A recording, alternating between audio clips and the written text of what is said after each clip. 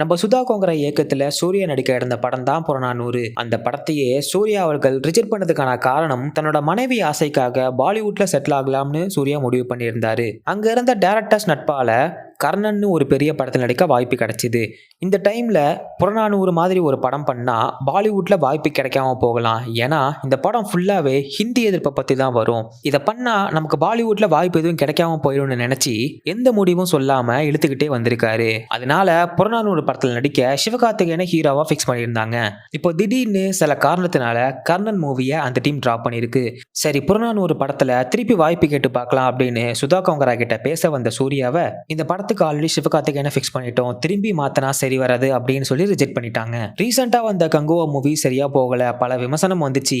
அதனாலதான் சூர்யாவுக்கு புறநானூறு படத்துல அவர் வாய்ப்பு கேட்கும் போது கொடுக்கல அப்படின்னு ஒரு திருப்பு மக்கள் சொல்றாங்க. இதை பத்தின உங்க கருத்துக்கள் என்னன்னு கீழே கமெண்ட் பாக்ஸ்ல தெரிவிங்க.